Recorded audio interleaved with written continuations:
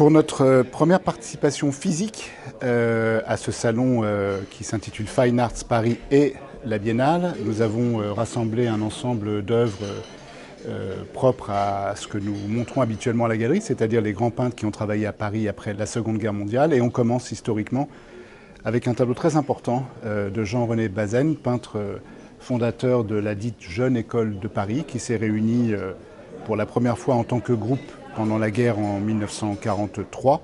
Et là, on se situe quelques temps avant la libération de Paris, où Bazaine anticipe justement la fin prochaine annoncée en tout cas de la guerre, avec un hommage à une certaine France un peu éternelle, puisque son personnage central, c'est cette Jeanne d'Arc qui occupe tout l'espace grillagé au centre de la composition. Et c'est pour moi un des tableaux les plus importants de Bazaine, et on est très heureux de le montrer à Paris. On est dans la même école, avec sans doute celui qui, avec peut-être Manessier, est le plus connu d'entre eux. Ce très beau tableau en hommage au métier, une série que Estève a réalisée en 1949. Et ce tableau-là est un hommage aux mécaniciens, dont c'est le titre également du tableau.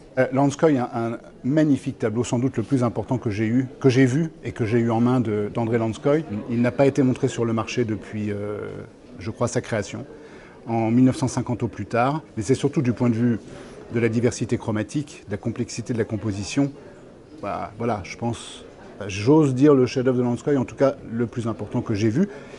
Comme les deux tableaux précédents, bien qu'ils ne fassent pas partie de la même école, c'est un tableau qui se situe à la limite de l'abstraction, dans la mesure où on a une sorte de all-over, une sorte de paysage abstrait, mais en réalité, quand on regarde bien le tableau, on voit ici l'autoportrait d'André Lanskoi avec son visage qui apparaît comme ça en fond de composition et son portrait presque en pied, dans un univers onirique beaucoup plus touffu et moins distinct, mais ça n'est pas une composition abstraite.